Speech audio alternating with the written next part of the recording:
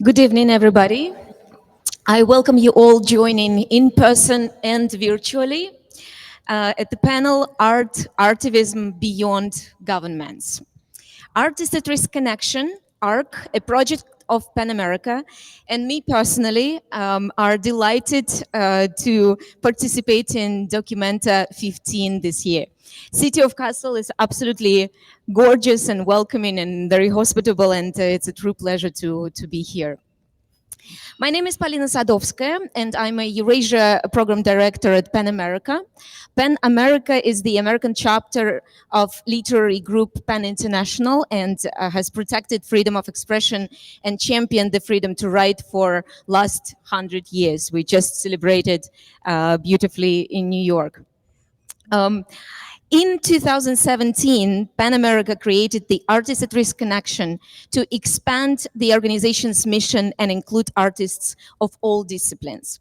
Our project, ARC, safeguards the right to artistic freedom of expression and ensures that artists and cultural professionals everywhere can live and work without fear. My colleagues do this by connecting persecuted artists to our growing global network of resources, facilitating cooperation between human rights and arts organizations, amplifying the stories and work of artists at risk, and making the field of artistic freedom of expression more visible to other people.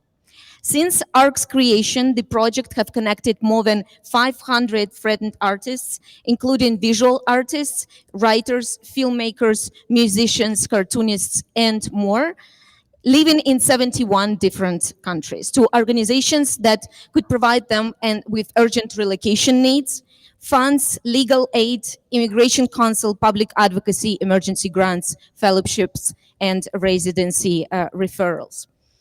In Cuba, for example, before, during, and following the historic protests last year in July, ARC's team has worked extensively with artists, activists, and cultural practitioners to shed light on the systematic censorship, harassment, and exile of dissident artists on the island. Whether through press statements, meetings with international organizations, or direct support for human artists in exile and those that remain on the island, we are dedicated to supporting Cuba with creative and free expression for all. Pan America Eurasia program focuses on providing similar assistance to artists and writers in countries like Ukraine, Belarus, and Russia. During the rigged presidential elections in Belarus 2020, the largest protest in the country's recent history and the following brutal crackdown on civil society, Pan America worked closely with our colleagues in Pan Belarus to support the cultural community, which was on the forefront of this protest. Pan Belarus itself was liquidated and forced to leave the country for its active civic position and support to persecuted artists. Most recently, Eurasia program, together with ARC, have dedicated themselves to protecting Ukrainian artists. Following the Russian invasion, we received a flood of requests for support from Ukrainian artists and also Russian and Belarusian artists who fled the country because of their open anti-war position. With the crucial support of the Helen Frankenthaler Foundation and the Andy Warhol Foundation for Visual Arts, ARC created a comprehensive emergency fund for Ukrainian visual artists. So far, ARC have sent funding to nearly 80 visual artists in need. We also helped a number of Russian and Belarusian artists who had to escape the threat of persecution at home. I think it's also important to mention in my opening remarks the research by PAN Belarus that clearly shows the role of artists in the oppressive regimes. According to their latest annual report, there is 1,455 cultural rights violations in the country, which is in 2021, which is 2.5 times more than in 2020. To date, and I had to check this with my colleagues at PAN Belarus today specifically, there are 101 cultural figures, political prisoners, which is more than 3 times more than journalists, political prisoners. So artists are not just creative and brave to use their art to talk about things unpleasant for those in power. They are activists and human rights defenders, and they need our support as individuals, as international community. We need to recognize the grave risk that artists around the world face, and we need to provide we need to do immediate action. So with all this in mind, I'm honored to introduce our panelists for today's event. But before we start, I also would like to thank Tania Bruguera and the Instituto de Artivismo Hannah Arendt, INSTAR, for all the support to organize this panel. Thank you, Tania. So we'll start with Tania. Tania Bruguera is an internationally noted performance and installation artist and activist from Cuba who engages political and social issues through her work. Her work has been shown in major arts institutions around the world, including the Museum of Modern Art in New York and the Tate Museum in London. She has been arrested and jailed countless times throughout her career for her socially conscious artwork and artivism, including most recently in June 2020. Besides her artistic practice, she runs INSTAR, a hub for civic literacy in Havana that aims to be a space for performance and the expression of ideas centered on rethinking policy and generating social change. Also, we have Masha Gessen, who doesn't need any introduction, but I'll say a few words. Of course, Masha is a Russian-American journalist, a staff writer for New Yorker, author of several books, one of which, Future is History, How Totalitarianism Reclaimed Russia, got a National Book Award in 2016. And the third wonderful speaker on our panel today is Natalia Kaliada. Natalia is the co-founder and artistic director of Belarus Free Theater, an underground theater group formed in response to the severe censorship and repression of Alexander Lukashenko's regime. Since its founding in 2005, the group has repeatedly endured harassment from Belarusian authorities. In December 2010, Natalia and her husband Nikolai, who is with us today here, co-founder of Belarus Free Theater, they were beaten and arrested by security forces. After being released, they were forced into exile and sought political asylum in the UK. So although she has been forced into exile, Kaliada continues to fight against the dictatorship in Belarus, and we'll definitely talk about this later with Natalia. But let me first start with you, Tania. So you were among those who helped promote the term artivism, which unites art and political action to speak up against injustices, educate the public, and raise awareness about things that government want to hide, actually. So there is this opinion that that art cannot be not artivism anymore. With rising nationalism, tendency of governments to intervene with cultural sphere, censor all the spheres actually, and so in this situation, art cannot not have this like activism component in it. And especially because we know that artists have this large audiences and contribute to form public opinion. So it seems like they have responsibility. So do you agree? Do you agree that art cannot be art without reflecting on current situation? What is art today? Those are big questions. But first of all, I want to acknowledge the pain I am enduring at the moment not to be there, because I'm a very big admirer of the panelists today.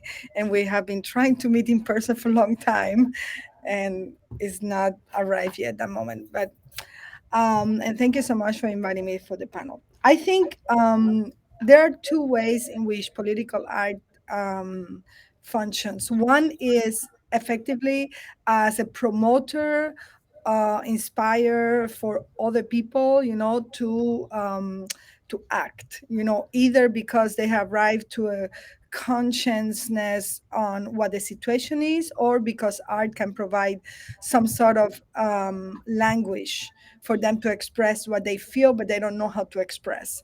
So I think that is a function that, of course, no matter what pain, no matter what horrors you are enduring, you can use it for.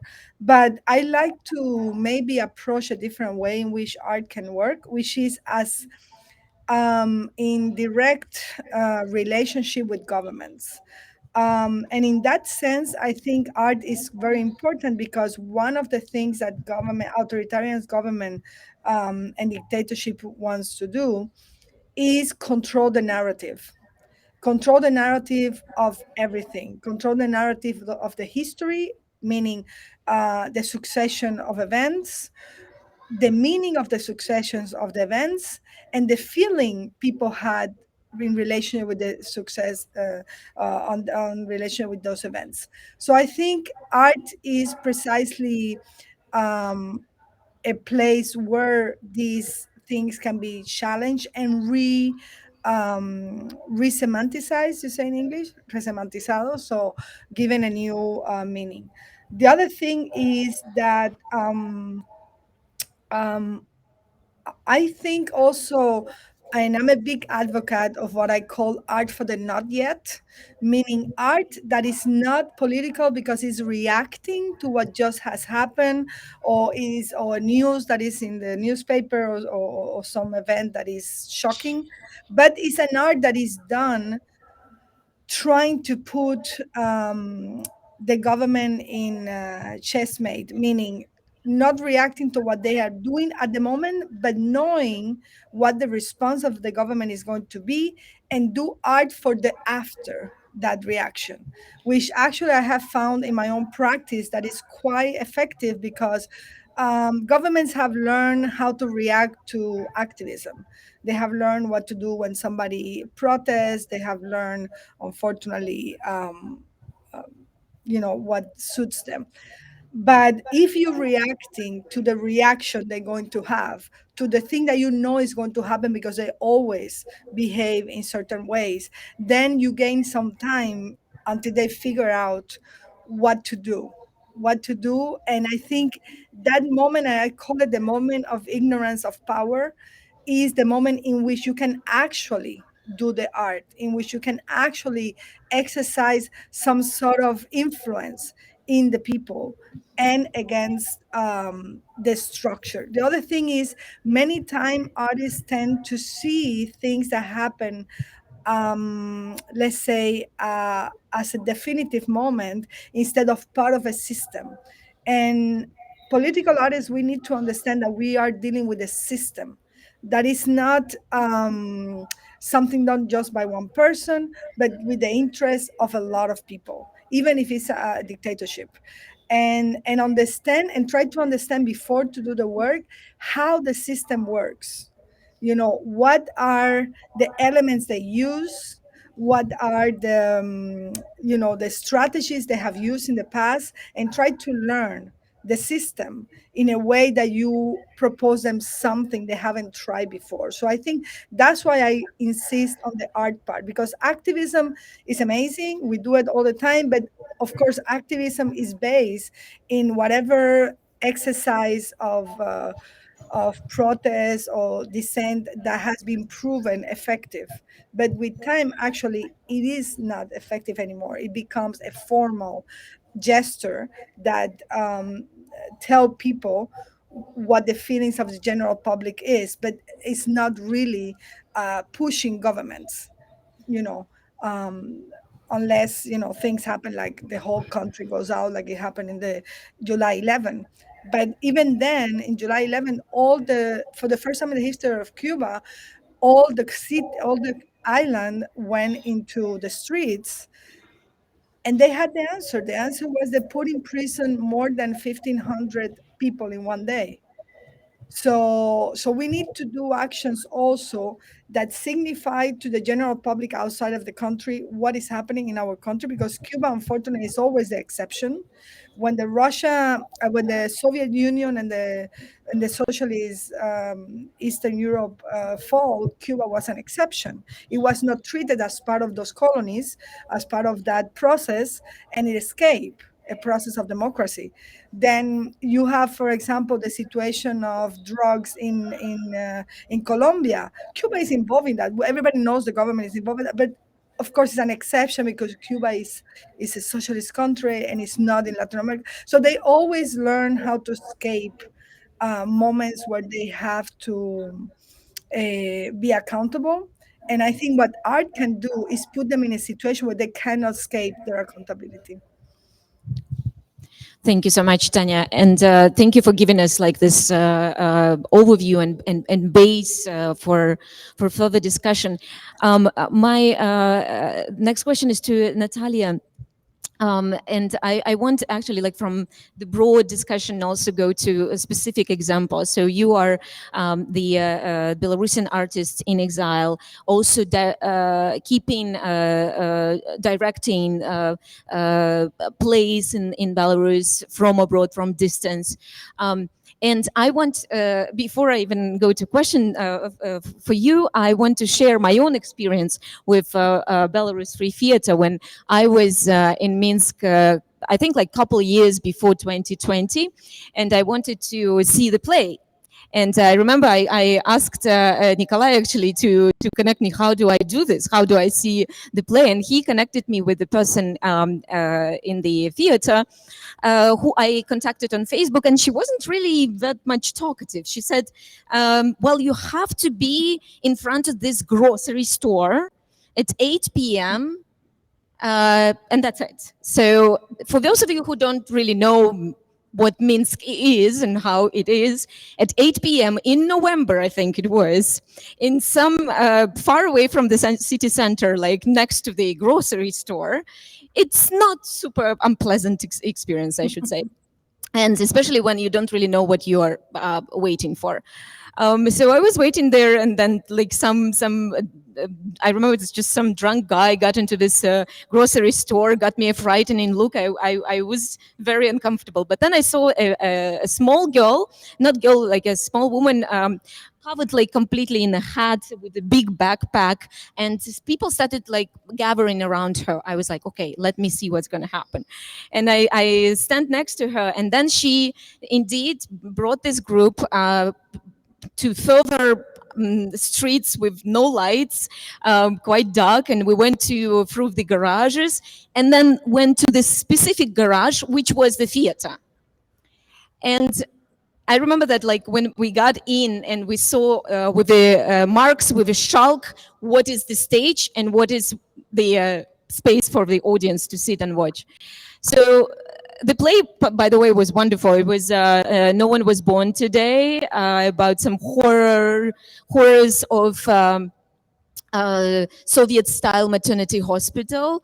It was absolutely brilliant. But that was the reality of the Belarusi theater back then. I'm kind of doubt that it is still a reality after 2020. I think even garage style of theater is not possible there now. So is it like that? Tell us how it looks like that right now.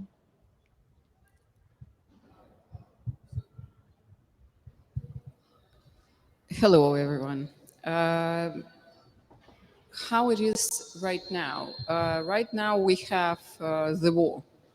So this is the war, and it's happening. And when we talk about Russian war in Ukraine, we must talk about the war in between Belarus and Ukraine, because it's a dictator, usurper, who control the power, who with no will of people allowed land of Belarus to be used by Putin and Russian army. So this is today, and we talk about a proper aggression together between Lukashenko and Putin against Ukraine. And Bucha, Irpin will never happen because Belarusian border was open for Russian army to enter Ukraine. But I'm sure you read the news and you follow that story. But obviously, to read the news and to be in that reality, it's completely two different things. So for today, in Belarus, there are 5,000 people who have criminal cases who stay in jail. 1,500 political prisoners who are officially recognized. And as Polina mentioned, 10% of political prisoners are artists. That's today of Belarus. And if we talk about Belarus Free Theater after 2020 and right before 2020, it existed fully underground. All of us went through repressions. Repressions, very different scale, started from losing education, jobs. Your parents will lose their jobs. Your parents might be very badly beaten up, taken to a hospital. You will be beaten up and taken to a jail. That was before 2020. And dictatorship in Belarus exists for 28 years. Alexander Lukashenko praised Adolf Hitler, saying that he was the best person to create the best model of the government. I'm sure if the world listened to the quote of the dictator on time, we will not have the war today. But I think I wanted just to connect a few dots in between different systems and in between different models. And I put few notes, and I thought that I will just read it in order to save everyone time, in order then to go into some questions. And I thought that it will be good to identify where we are today and how different to 70s and 80s when the big style existed, and how empty shelled it's today. And it's very interesting to having Tania with us, and we all dreamed to get together and did some plotting in order to organize some big interventions into documenta, but it's good that we have internet and we are anyway together. But it's very interesting to compare what was happening in Latin America, and if we talk particularly about 1968 and how Le Parc created symbol of the French strike revolution for French workers. And it's very interesting to see how it was possible to observe that amazing job that was done by Latin American artists for European and American work in Europe when strikes been happening. And comparing that, it's also possible to see what was happening in 2020 in Belarus. Because in Belarus, women went to the streets in white and bringing red flowers. And it was Argentinian illustrator who created one of the main symbols for Belarusian revolution, and it was a woman's face in white with the rose in hand. And white and red, it's Belarusian flag that is prohibited by Belarusian authorities. But Belarusian women got inspired by mothers of Plaza del Mayo, by those women, grandmothers, mothers, and sisters and wives who went in white to the streets against Argentinian dictatorship. And here we see a pure transformation in between life and art when the color inspired the protest and when the protest in case of Belarus inspired artists to create the art. And it's one of those important moments that continue to exist, but what is pretty sad that it continued to become more random. And I think we as artists who come from dictatorship, we have a very high sensitivity to any form of control. And we observe a very sad development that we living in the UK for the last 12 years. It's very easy to see how dictatorship is very black and white. And in reality, for us who are born under dictatorship, who lived under dictatorship, who continued to face Russian imperialism, that high sensitivity is developing with years, and how under democracy it's becoming heterogeneous. It's very difficult to identify exactly where the problem under democracy. You understand that something is not right, but you can't catch it. And then suddenly, when we go and perform to main venues of the world, the last was the Barbican in London, the largest European stage for theater, and we are told that it's only you are able to say what you think because you are from dictatorship. Otherwise, we artists who create under democracy will lose our funding. And it means one thing, that under dictatorship, we're able to vanish physically. Their life and death, this is what is in front of us, and we choose to fight. Under democracy, it's also life and death for creators, because when you lose your funding, you will vanish as well. And I think the main thing, one of the main things for artists today, not to become a delayed signal of the past events. And it's not enough to be witness, and it's not enough to be a bystander. There is a major urgency to move very quickly, because politicians, politics, and systems and governments, they will fill in that vacuum with emptiness of populism. And probably not correctly quoting Joseph Beuys, because I don't know German, but he was talking that at one particular moment, it will be a time when art will be completely replaced with conversation about politics. And this is what we observe today. We'll move to the end.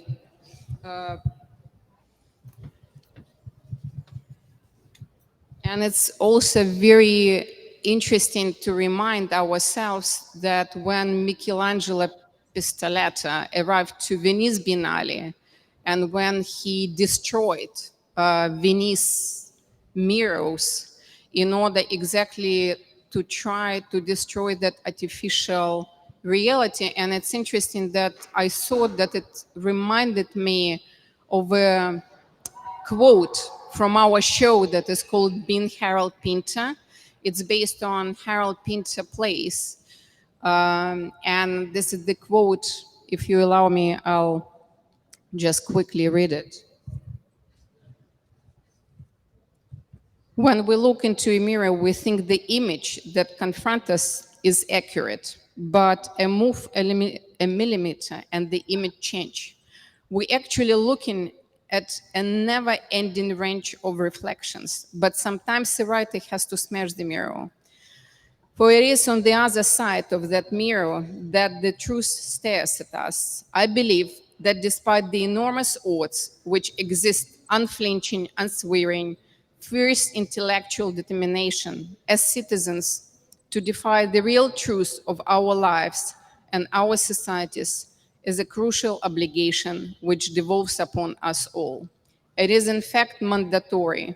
If such a determination is not embodied in our political vision, we have no hope of restoring what is nearly lost to us, the dignity of man.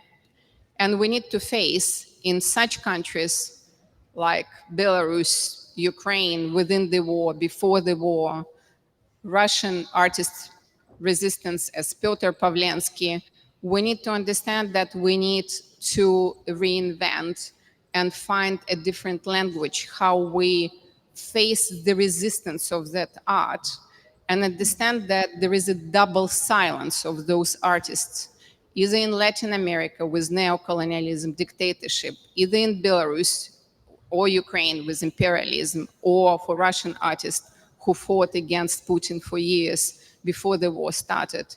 It must be admitted that those people are choosing that fight, and it's not just to create the art for them, it is their life. I'll stop here. Thank you so much, Natalia. I think the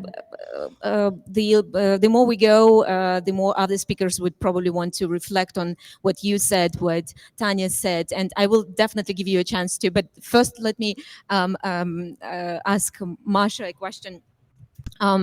About something related, but something different. So I happen to live in Georgia right now. Georgia, the country in South Caucasus, not the state in the US. And not long time ago, I had this conversation with a deputy CEO of a local TV channel, Formula, Georgi Targamadze, and about Georgian politics. And in the middle of the conversation, he said something like that Georgia has this tendency to move towards totalitarianism. And I was like, interesting. It's not how Georgia is actually seen in the West. This is not what I hear in the US, for example. And even Russia, I say, not so many people call it totalitarianism, and you are talking about Georgia. And he goes by saying, well, maybe that in part is the problem. So you, Masha, are the one who calls Russia totalitarianism, and can you please explain to the audience why do you think so, and why you think there is this blindness of Western politicians and opinion leaders who are very careful about calling Russia what it is. And then linking to our today's conversation, how it is affecting artists in Russia and their ability to resist. Thank you. Well, I'm not, nearly as lonely as I used to be in calling Russia totalitarian. When I published a book in 2017 called "The Future is History: How Totalitarianism Reclaimed Russia," which made the argument that what Russia has built is what the sociologist Lev Gutkov calls recurrent totalitarianism. There was a lot of criticism of the book for that argument, and some of it dates back to Soviet times when there was a whole school of thought in the West that because observed reality in Russia did not correspond to an ideal model of totalitarianism, you couldn't call it totalitarian, which is fascinating if you think about it, because we routinely call countries democratic. We call them democracies when there's no country in the world, and there never will be a country in the world that corresponds to an ideal model of democracy. But I think, and this is where we start getting closer to conversation about art and language, I think there's something very special that happens when we talk about totalitarianism, which is that um, we, we have turned it into an imagined historical fact that is so terrible that we can't possibly be experiencing it now because it's unimaginable, right? And I mean, this is a personal preoccupation of mine. Is dealing with, is describing how people process and talk about and write about and create art about unimaginable events. So this was a recurring conversation during the Trump presidency in the United States, where people would, for example, argue you can't compare detention centers in which children who were kidnapped from their parents while crossing the border, you can't compare those to Nazi concentration camps, because the argument basically goes, Nazi concentration camps are unimaginable. And this is part of our reality today, so therefore this is not that. And I think that that's something that sort of applies to totalitarianism as a concept. If we're living through it now, this is not that. But of course, now we're living through something that not only was unimaginable before February 24th of this year, it continues to be unimaginable. Right? I think the war in Ukraine, with the scale of destruction, with its brutality, with its complete naked aggression, with the scale of war crimes, with the forced transfer of millions of people, with mass graves that are found every place where the Russian occupation has occurred. It's unimaginable, and it should continue to be unimaginable. And so I think that's where art comes in. Art comes in forcing us to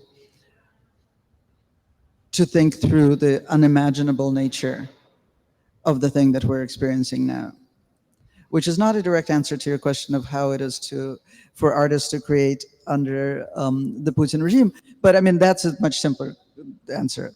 It's nearly impossible. Thank you so much, Masha. Natalia, Tania, can you react to that?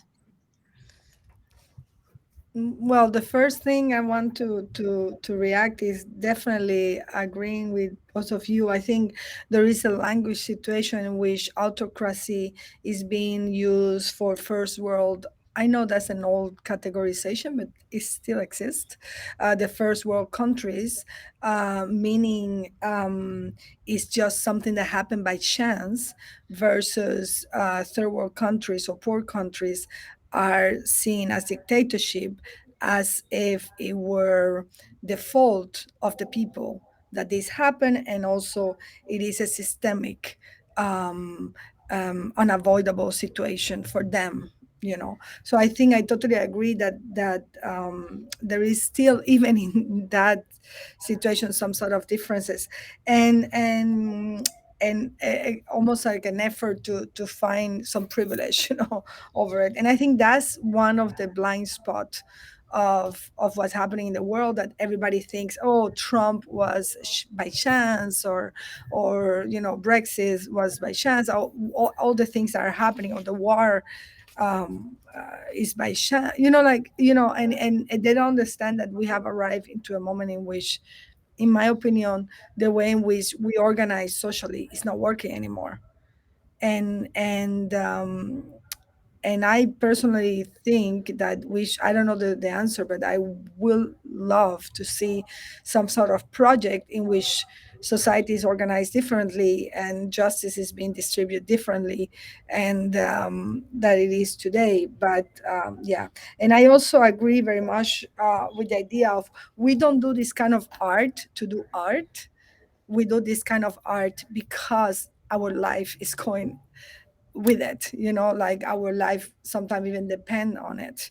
I want to take the opportunity, um, and also because we're in documenta and many people have Well, there have been also problems in documenta regarding anti-Semitism and all that. I also feel that we need to start talking now that there are so many people practicing political art and activism, that we need to differentiate artists who do activism from a studio and artists who do activism from the street. And by a street, I call action, not the actual street, but doing actually activate something with the work. And I think there is a big difference because um, activism done in a studio is very easy, let's say, to drawn to conclusion, to have non-negotiable attitudes and very definitive point of views, and very strict. But artists like all of us who had to be in the street, who have interrogation sessions, who have to actually receive uh, beating and all of the things that we have to go through that is invading our lives, not only our art. We understand that art and activism and the art that is done politically is done with more matices, like with more degrees of complexities than just saying this is bad, this is good. And sometimes what we're trying to find is a solution for a situation, and any solution you can give um, is not perfect. So I think I have noticed now that political art is more, more used by artists, that those kind of differences. Sometimes I talk to some artists who are doing certain work because they have absorbed the form of the work, and they have some political intention, of course, but you understand. I don't know how to explain it. I don't know, maybe you guys can help me, but they cannot. They don't have the level of complexity that you have to go through when your life is in danger, and even then you are trying to tell the power you are wrong. So I think we need to start to differentiate that. I have the feeling that people who are more in the studios, I say, they are or they didn't have the experience, before. um, they need to, I don't know, they need to go out of the studio. That's my advice. Thank you. I actually was interested in hearing how the identity of artists changes because of activism. I think you started responding to these questions in part. Natalia, maybe you can also add to this, like you as an artist in exile, as someone who speaks so much on different international platforms about what's happening, and the importance to support artists in their endeavor. Um, can you maybe also reflect on how the artistic identity changes through the art activism? To be honest, I don't. I mean, the way we created our theater 17 years ago, my husband is coming from investigative journalism background. I'm coming from diplomatic background. I moved nuclear weapons out of Belarus in my previous life. Probably, I even came to the conclusion recently that I did my job so well that nobody knew where Belarus is located at some point. And if I didn't, and we kept nuclear weapons, everyone will know. But it's a different topic. And so coming from completely different backgrounds, my family is theater makers. My father was a vice chancellor of the only Academy of Arts, and I wasn't allowed to enter the university. And my brother told me when I was 16, he said, little one, just go and get education in diplomacy, marketing, and management. And it's the same as an actor, but you will pretend the whole life but you will speak English. Here we are. Never became an actor.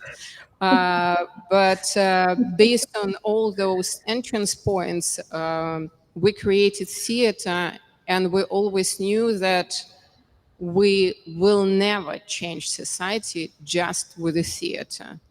It's not possible. It's not possible to put on the show on and think that society will miraculously get changed. But the thing is, when you do the art at the very high level, you have the best possible entrance point to your audience. In that audience, you have everyone. You have journalists, you have world leaders, you have doctors, lawyers, everyone. And then you start to work through all layers of that society.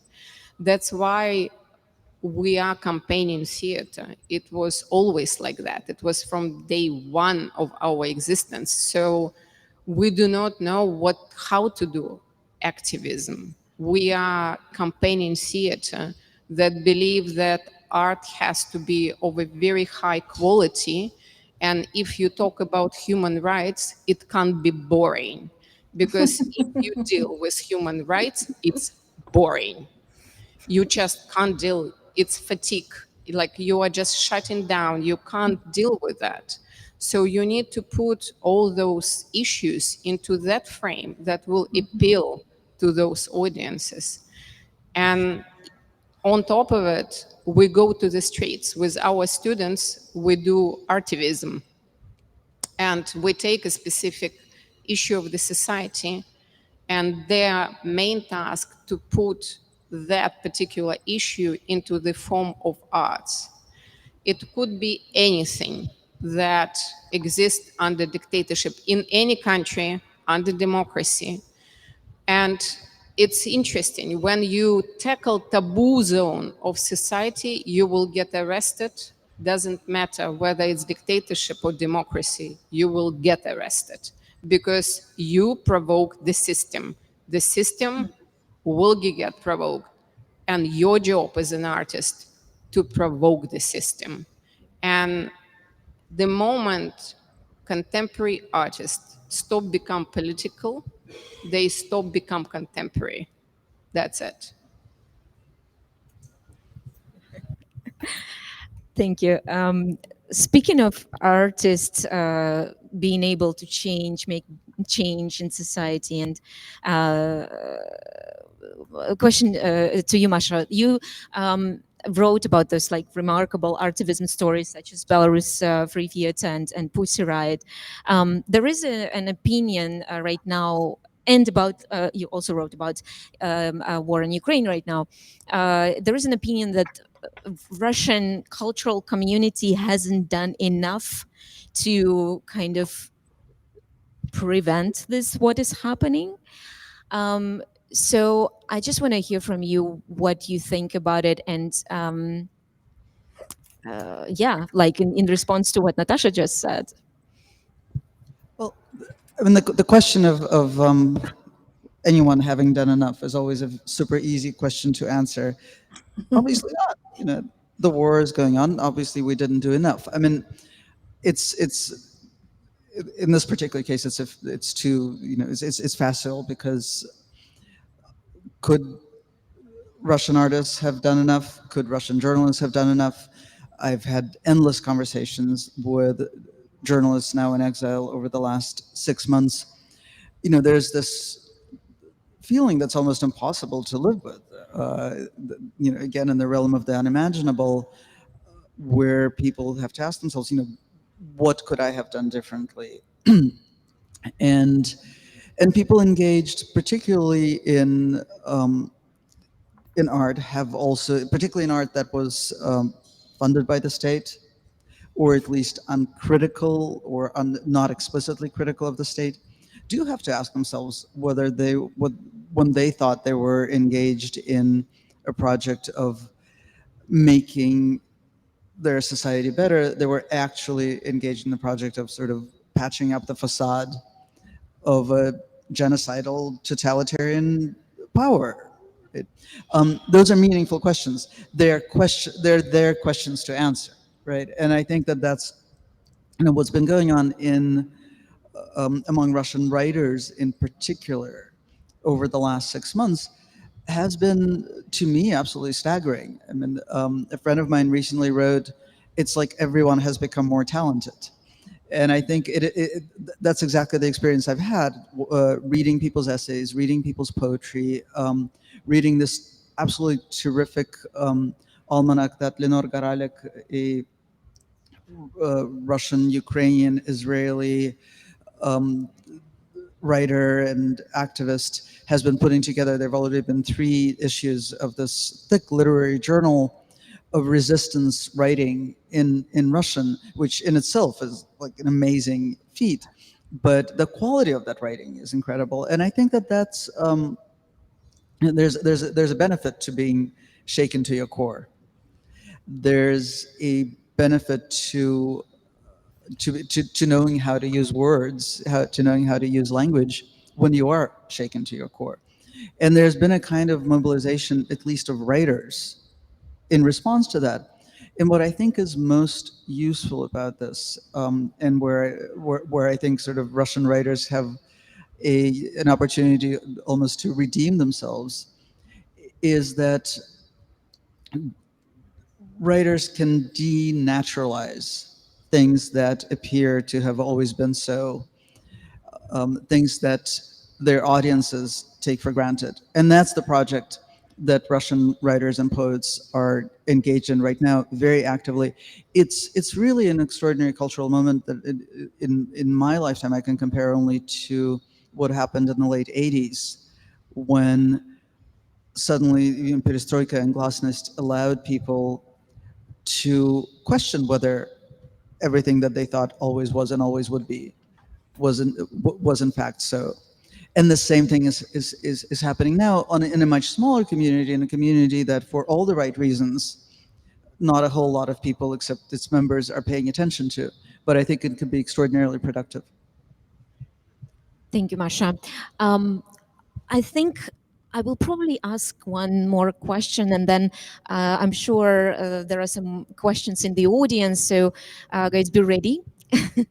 But my last question would be to all of you about like I usually ask this as a representative of a Pan America. I usually ask like what we organizations like us, like Pan America, like other international organizations, can do to support you writers.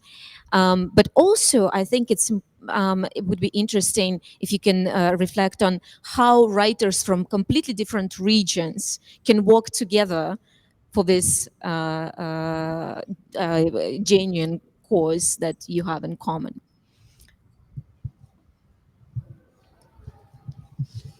I think it's kind of bringing me back from where I started. It's exactly that simultaneous work. It's the war brings a lot of fear, pain, and chaos, but awful to recognize the fact that it also brings a major displacement movements of many different people, and among them there are many artists. And those artists who get displaced, they start to work simultaneously in those completely different new ecosystems, cultural systems that create an absolutely different new product, even though I know this word is not liked, the product, but it happens. It creates new trends. It creates new cultural movements. Again, bringing back what Latin America did for European culture. And here we need to completely abandon that idea of peripheral cultures and arts. We need to understand that those countries that are considered smaller, but their artists are moving, are major influences of the developments in arts, in culture, in so-called metropolis. So that's what I think we need to appreciate, that it could bring us a completely new push in order for the last possible, my personal opinion, to try and defend leftovers of democracy, because it's almost gone. So here we have that particular choice. Tanya?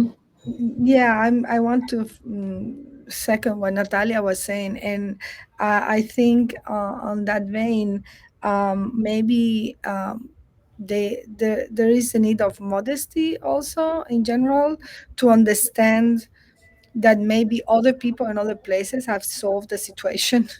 Because part of what Natalia is talking, and we have witnessed, is sometimes we see approaching autocracies, and we see approaching dictatorships, and we are the experts on it. We lived it, we know how to see it and how to locate very quickly.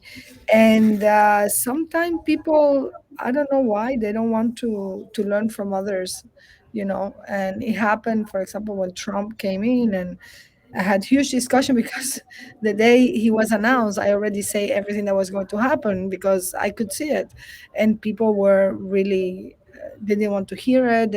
So I think people need to start to understand that the fact that they had gone through the history of Nazism and extermination, uh, maybe they haven't learned the lesson. The fact that they passed through that and they have experienced that, and at the same time they are defending a place like Israel, for example, is maybe not having learned the lesson. So I think this is people need to start understanding that knowledge come from other places, not only from your own history.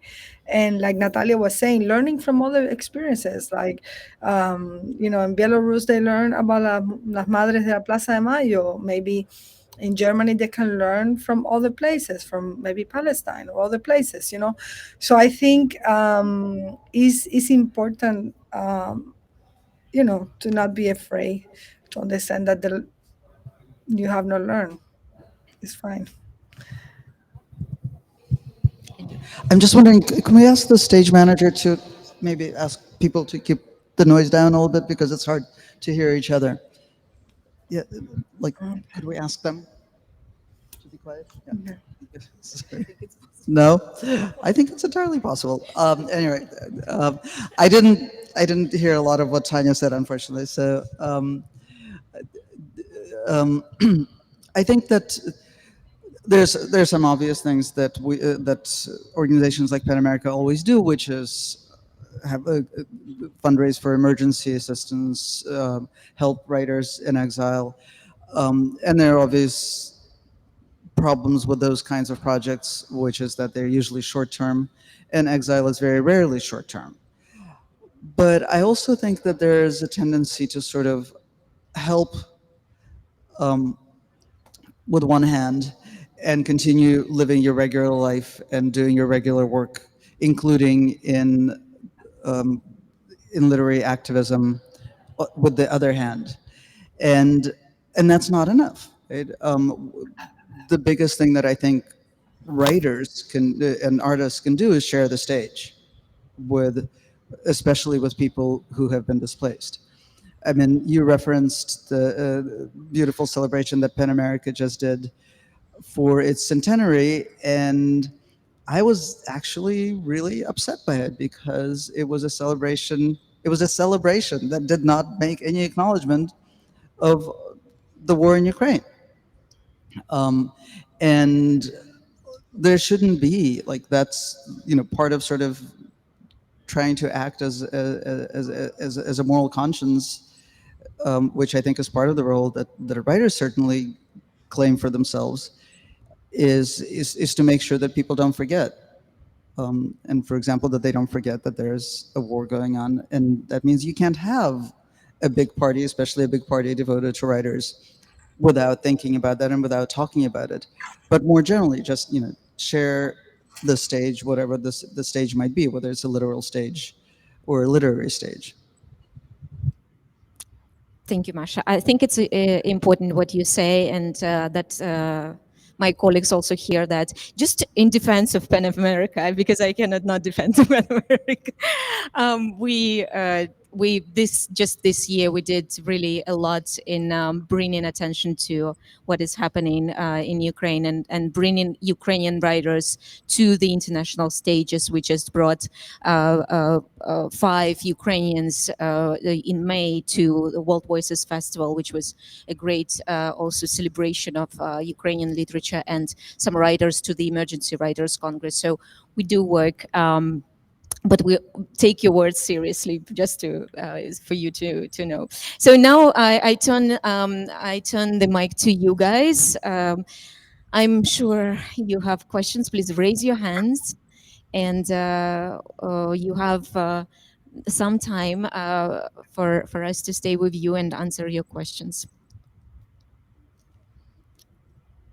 No questions. Not possible.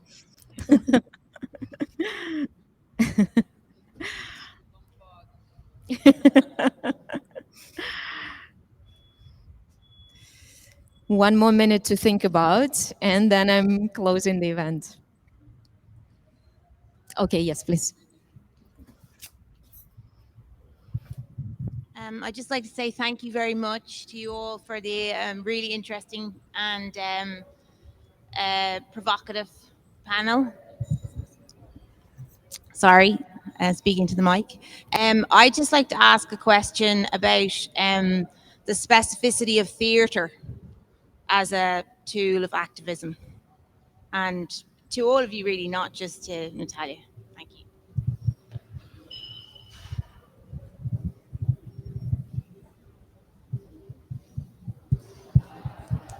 The specificity of theater, right?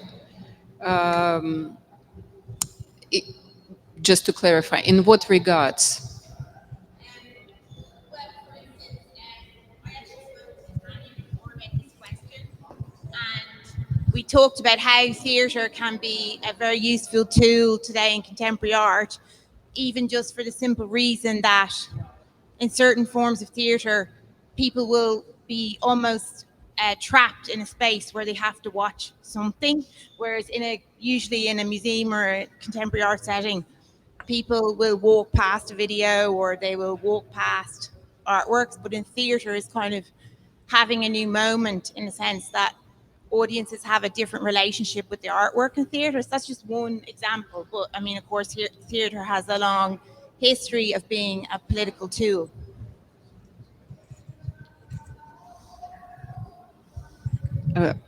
I try. Because we existed underground, so the whole thing that we've been trapped under dictatorship. So if we talk about our particular experience, so you create the theater, like we had the press conference, we announced existence of the theater, but we didn't have anything, like nothing was there. It was just the idea. We said since day one, the Belarus Free Theater starts its existence. And we thought that underground is an amazing place because it's an endless one. You could dig in as deep as you want. When you are on the surface, it's very obvious for authorities. And in our particular situation, every single time when we will produce a show, we will need to do that in secret. Like we will need to ask people to bring their passports in order for us to identify who they are. We will always, as Polina mentioned at the beginning, we will only have a meeting point. So audience will come in very small batches, and then we will take them to a place where we performed. And audience always been warned that we expect KGB raid. And if you get arrested, keep your passport with you because it will be less time for you to get identified. And so, in given circumstances, you are trapped by dictatorship. But the whole gathering is the most free gathering in the whole country because this is the we always said that we have the bravest audience in the world because we made our choice. We got together, we produced a show. It was our choice, but our audience must make that choice before they enter into that space. And we had cases when we got arrested together with our audience, including small children and pregnant women. And for us, it was always like we spoke at the language of our audience because nobody spoke with them. We, like one of our first shows, it was 4.48 Psychosis by Sarah Kane. And when we've been trying to find a place where to perform it, every single time we get the same answer. In Belarus, we don't have mental issues, we don't have LGBT, we don't have divorces, and if people watch 4.48 Psychosis, it will happen to them. So that's the reality. It's this is for us underground was the biggest freedom, even in given circumstances where you understand what you face is prison. I think More in the oh, questions? I think in the case of Oh, Cuba, sorry, Tanya. Yes, please. my I think in the case of Cuba, we are in a kind of different situation. The theater has been completely controlled by the government, and just now we see more independent. We just had 10 days of independent theater in Documenta, and people start doing these things, which is doing the theater at home or in places. But in actually what is happening in Cuba is different because I think our big theater scenario is the social media. We are activists are performing on social media all the time, performing, um, for example, characters that behave as if there were no dictatorship, or performing systems of resolution for certain situations. Or so I think it has been very interesting if we could see activism in Cuba at the moment as theater on social media, basically. Um, and also, I think, especially in Cuba, they are very, very afraid of performance as a way of that, you know, of of um, of doing art because it is an uncontrollable situation for them. They prefer conventional theater, not even contemporary theater. And I think at the same time, performance has had a better role to communicate with the citizens because they don't see it as something far away on unaccessible, especially when people have so much trouble. Now they spend hours and hours to buy a piece of chicken to eat and so on. They are not interested in going to a theater, to be honest. They are not interested in let's call it art, but they are all the time connected on their telephones and be quote unquote entertained or informed through social media. And this is where the actual activism and theater activism, I could even say, is happening. And people are learning from those um, interactions, what else they could do, how can they protest, can they express, what will happen to them if they are detained, and so on. So I think is maybe what the kind of theater we have today in Cuba. Thank you, Tania. Yes, please. First, I really want to thank you for me to be part of this very. I feel like I was in need of a discussion like this, and I'm learning a lot of what you're saying. Actually, I'm not sure if I can make my question very specific, but I have some thoughts or experience or questions about, for example, you were telling about this theater play, which seemed to be quite small.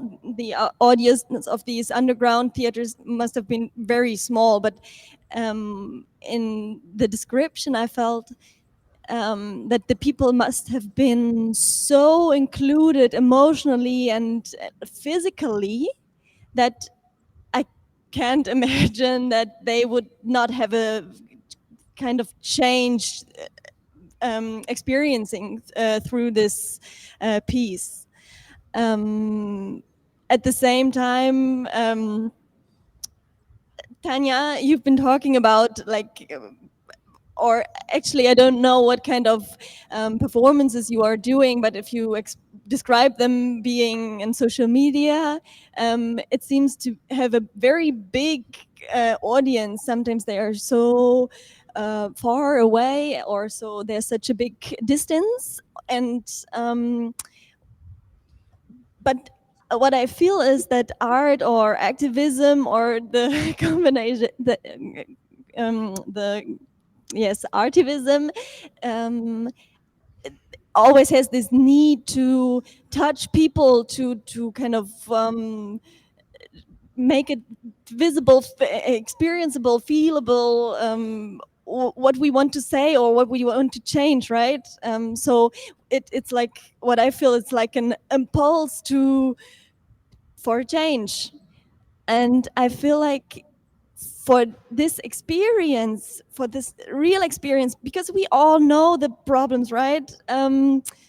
Most of the problems we see and know, but the point where we decide to, for this change, or where the change is not possible to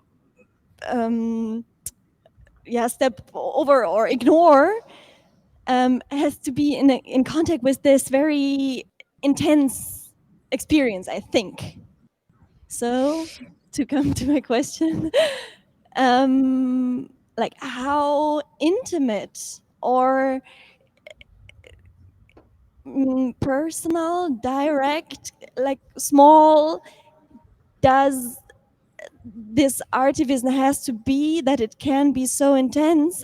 And at the same time, like how big can it be, or how can the intimacy be created even for a large audience, maybe, to have this experience? Thank you. Thank you for your question, which is art by itself, your question. I'll try. I tried to give few examples. When we performed underground in Belarus, from equipment, we had switch on, switch off button of one bulb. It means that our actors always saw our audience members, and our audience members always saw actors. And places where we performed, it was either private apartments, former garage, small houses. Into this space, we could squeeze in up to 70 people. But it was tiny place. It will never be allowed in Germany or the UK or United States due to health and safety regulations. I even had a terrible joke that I know one day KGB will be gone, but I'm not sure that UK safety regulations will be that control everything in the theater. but bad joke, I know. Um, and so it will be tiny. I don't know how even to describe, like probably all those benches that you have now. So it would be space where we will squeeze in 70 people and the show. It will be that particular space. And when our actors went to perform, it was 2006 when we took our shows outside. It was Riga, Latvia. And after the show in a big real theater, New Riga theater, our actors gone to us and they said, it's something absolutely unbelievable. We can't see the audience and we do not understand what's happening. So that connection was always a very big part. But I'll give you another example. When we performed, in 2012, we opened Cultural Olympics during London Olympic Games at the Globe. It's Shakespeare Theatre. We live streamed to Belarus.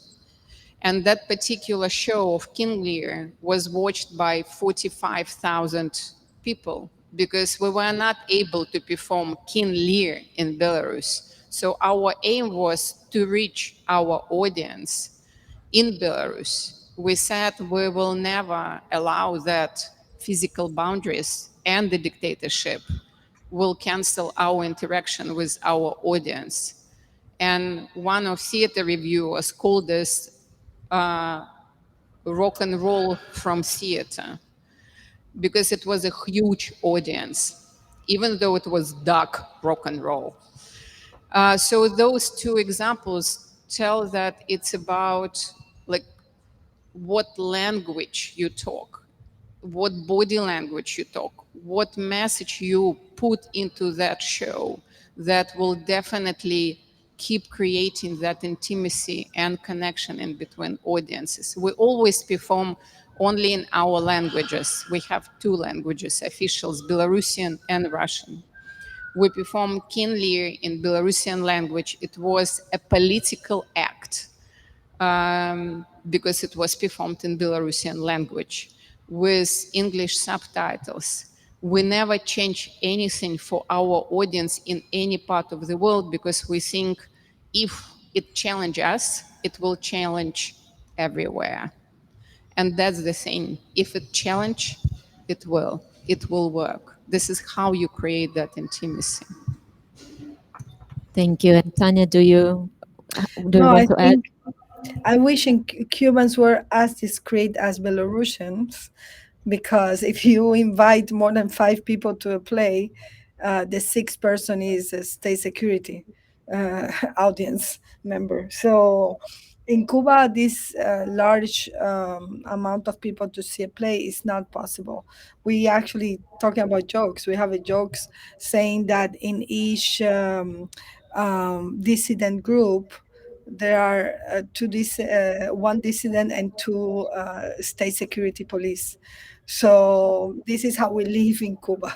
So basically, I will say that you're right. I think social media also has provide for us a platform, because in Cuba the spaces to show has shrink and shrink so much that now even your private space, your house, is not possible to use for public functions, because there is a decree 349 that actually allow the government not only to put you in jail, punish you, etc., but even like take your house and so on. So a lot of people stop doing that. So basically, I think now I want to imagine maybe INSTAR as a 10-year theater play on the internet, or because we have actually been let's say moving from a moment in which we were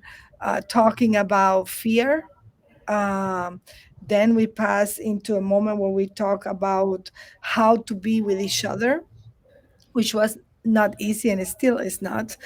and into how to act politically in the public space, into now into learning from the system to break it, or to to fuck it a little bit, and until now where we are actually focusing on what will be a transition. So for me, these are almost like scripts, theater plays that we are playing with the audience simultaneously, not like us having a script that is being performed, but together, like a collective performance, no, where nobody knows and everybody's trying to find out how to be a better citizen. So maybe it's because we cannot do it that I pretend that we are doing it through that system. But yeah, I think in a way, in Cuba, that's kind of the only solution at the moment, because the art, like when I saw Masha talking about these artists supported by the government and complacent, this is very much happening in Cuba right now. We were lucky enough that the 27th of November in 2020, we actually had more than 600 people, artists, who came in front of the Ministry of Culture, and for me, that's the best performance that we have done so far. And yeah, so I think this is things that everybody's seeing. Thousands and thousands of people also saw that, and many people think that it was one of the many elements that push people to go out on the 11th of July, because they were like, oh yeah, you can actually. And it was interesting seeing that, and then a few days later people going to their ministries to ask for things. They're kind of reproducing that, and of course it ended up on repression as well and so on. But yeah, I don't know if we can do any other kind of theater or performance at this moment there. Thank you, Tania. Masha, anything to add? Okay. Go ahead. I'll figure out a way. All right. Well, I'm really sorry for being late and then asking a question. I hope this mic will work. This way? Oh, perfect. Yeah. The question comes from my wife, who admires your work even more than I do, all of yours. And she's been online, so I'm just translating the question. We're finding that what makes autocracy possible in terms of laws, in terms of certain practices, institutions, these laws are increasingly traveling between different countries. So in Cuba, when you read the text of certain laws, you think, oh, that's the law that Russia passed 2 years ago. And it, there's a traveling of the methods, and also the sort of the what's that called, the self-confidence of autocracy. And so can artivism make it possible that also the dissidents or the citizens of, I think more the citizens of these countries can also travel in their experiences? Because I know a bit better Cuba, but we don't have access to your plays from Belarus, even though they would be very relevant. And there's always there's a language issue, and I know there are many issues there, but is there something like a world collective artivism that's in the making? And I would like to know more about how that could work. Yeah. So basically, can artists learn from autocrats how to learn from each other? I think artists have been learning from each other for even longer than autocrats, although that's been going on for a long time too. But I mean, look, everybody on this panel is living in exile. So if I can say that about you, Tania, yeah. Recently, it's a new status for me. I had to exchange the possibility to live in Cuba for the freedom of a group of artists who were in jail. So yeah. That was the price. So we're traveling, and I think that I mean my experience of living in the United States during the Trump presidency was that there was a moment when Americans, a very brief moment when Americans thought, oh, we're maybe part of a worldwide phenomenon, and maybe we should pay attention to what's going on elsewhere and learn from people. Then they sort of it was kind of like this, you know, these. There are these dances where you go through a group of people goes through a whole bunch of movements in order to end up in exactly the same spot, in exactly the same position that they started out in. That's kind of the dance that American culture performs in relationship to seeing itself as part of the world. But I think something penetrates, and I think that certainly artists artists do travel and observe each other and learn from each other. And I actually wanted that makes me want to even more bring up Pussy Riot, which Polina mentioned earlier, which I wrote a book about in 2013. And Pussy Riot, it's an open membership, anonymous collective, so it's hard to talk about all of them. But as far as I know, all of them are now living in exile and performing in exile in some way. But it's also partially an answer to the question about theater or performance art, because the particular kind of performance art that Pussy Riot engaged in their in the action that made them world famous was basically an intervention in the performance that the state was putting on. Right? The entire performance was, it began with a protest in Red Square and ended with a trial and jail time that continued the performance. And so the audience that the state was performing for was forced to watch the performance that the intervention that Pussy Riot put on. And I think it was extraordinarily effective in that way. And then Piotr Pawlenski, whom Natalia mentioned earlier, did something even more pointed in that same genre by basically putting on a play with his investigator. He recorded his conversations with the detective who was interrogating him, and then published those, and those became basically ready-made plays. I think actually, Natalia, you have a good example how sometimes you see that artists from very random places know about Belarus free theater that you did not expect. Maybe you can tell this story.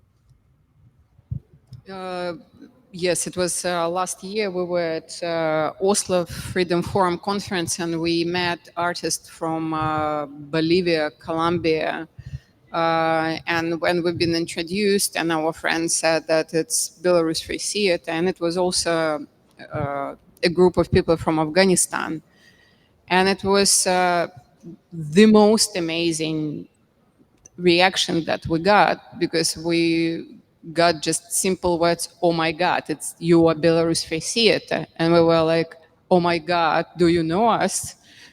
And it was just something absolutely incredible. And you think like, how does it fly? It's very interesting in terms of what we've been talking like the last 100 minutes, that it doesn't have boundaries, and it's exactly about that entrance point that you could reach your audience the moment you challenge yourself, and then in that audience it could be anyone. And I think that exactly that important moment that you understand that the whole world is ours, and it's really amazing. And just another, trying to give a short example, just in March we did a show that is called Dogs of Europe, and it's based on the novel by Belarusian novelist Algird Bakharevich.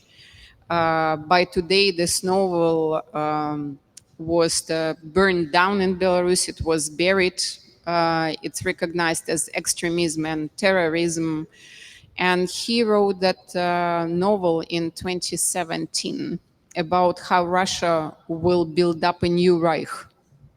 how European Union will build up a wall in between Belarus and European Union, and how Russian Reich will expand from Iran to China, and that the languages of like Belarus by that time, and he wrote about 2049.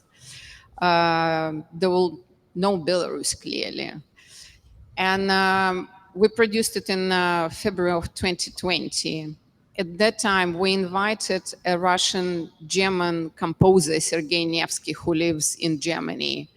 We invited Balaclava Blues, Ukrainian musicians, to write for us and perform with us, and Ukrainian video designer and Belarus Free Theater actors to create that possible dystopia. By the moment we opened the show, it was the 9th of March of this year. We were in the most intense rehearsals when the war started. Wives of our actors who lived in Ukraine, because Ukraine was a safe haven for Belarusian dissidents, been going under bombing out of Ukraine. Family of our Ukrainian musicians got killed in Ukraine. Our video designer finished the job and went inside of Belarus. His wife got out of Ukraine and stayed in our place. The moment we opened the show, it wasn't possible to recognize the fact, it was possible to recognize the fact what was relevant to us in 2017, that we've been trying to send that warning shot for years and years, because as you said, dictatorship in Belarus existed for 6 years before Putin came to power. We've been knocking into all world leaders' doors and saying, if you don't stop this dictator in Belarus, dictatorship is contagious and the monster will be born in Russia. And this is exactly what's happened. So arts don't have boundaries, but autocracies, dictators are learning from artists and activists how to fight with systems. And they have money, but artists don't. And this is what is winning. And this is exactly the question, who will win now? Whether it will be that joint effort when artists will forget that they are artists. In Ukraine, pianists, musicians are fighting. They became soldiers. The moment musicians became soldiers, it's not right. The world must give what is needed to Ukraine in order to stop it and for musicians to continue to perform. Thank you. Those are very powerful words. We are 3 minutes over, but I want to give Tania also a chance to respond to this question. Tania. No, I think they have answered beautifully. In relationship with, it is true that the world is not hearing until it's too late, and this is always a problem. I mean, a group of artists and intellectual now in exile who just left Cuba, we have been going doing a lot of meetings, incidents meetings with the European community, with the United Nations, and all the organizations that's supposed to be paying attention to things before there is too late, or organizations as well that are collaborating with this system. Because the other thing that happened is we are artists, they are government. So some institutions don't speak to single people. They don't speak, no matter how important you are as an artist or how many followers you have on the internet. They don't talk to individuals the same way they surrender to governments. And there is also this situation that is disadvantage. You can only be heard as a witness, as a testimony, but what is the actual area of influence that you have with these organizations? You know, are they going to change a law? Are they going to change the, for example, the collaboration the European Union has with the economic collaboration the European Union has with the government of Cuba, that is a complete dictatorship, and right now is imprisoning people just for putting something on the internet. You know, how can we make them listen when they are really profiting from not listening? So I think is as rightly so, is not, it's the question of money, but also the question of will, um, and interest, you know, that these organizations have and so on. But I think one thing that I was hearing you talk, and I just realized that one thing that is happening recently in the art world in Cuba is, for the first time, we can say, the repressors are becoming characters that start to be present in the art. We just saw 3 days ago the work of a theater group in Cuba called Kairos Theater, and they actually put also recording of interrogation done to an artist in their play. You have the work of a filmmaker who is just at this moment filming a new film where the main character is Kenya, which is the interrogator that has interrogated so many of the artist dissidents. So I think it's quite interesting that slow, or for example, the reason for INSTAR to exist is because I did a performance to the interrogator as well, because I had the interrogation session and she was talking about tattling. She didn't know who tattling was, but that's the title of the work. So she went online and looked on Wikipedia, and she recited verbatim Wikipedia back to me. And I say, oh, in the middle of interrogation, I say, oh, maybe they can learn something. So I said the next piece I'm going to do is for them to learn something. So I did the reading of Hannah Arendt, The Origin of Totalitarianism, thinking that for the next interrogation, at least they had to look for at least some paragraph they had to read, you know, is in the hope that they learn what we wanted them to learn, not what they want to learn, which is how to repress more efficiently. So yes, I think there is, in the case of Cuba, I think there is a more descarado, we say, like without shame, situation in which artists are starting to address this directly, instead of collaborating with censors by not talking about what is happening, or talking tangentially, or talk about flowers instead of you know, golpes, no, tonfas, instead of prisoners. So I think in this case, I think it's changing a little bit, but it's still, I have a phrase that I use all the time in my interrogations. And I always tell them, and of course, this is my revenge. I said to them when they talk about the work, I say, art will survive you. And that is a moment of pleasure that I have in my interrogations, because the governments pass, but if you do good work, it will survive them. So I think that's the aim that we do in the work, you know. I don't know if Thank you, that. Tania. Thank you. And that's the beautiful ending of our event. I think it's time to conclude. In considering the questions of art and activism's complicated intersection, we have learned countless examples and personal experiences from global experts, Masha Gessen, Natalia Kaliada, and Tania Bruguera. Let's give them a round of applause, please.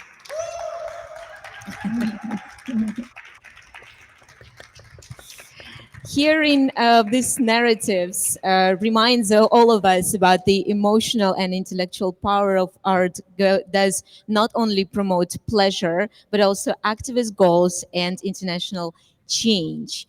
If the medium is the message, the artivism in itself is the capacity to make the world a better and more equitable place. So thank you all. Thank you, our speakers, for participating, and thank you for everyone in person and virtually for joining us for our event today. Enjoy Documenta. you so much. Спасибо. По-моему, неплохо.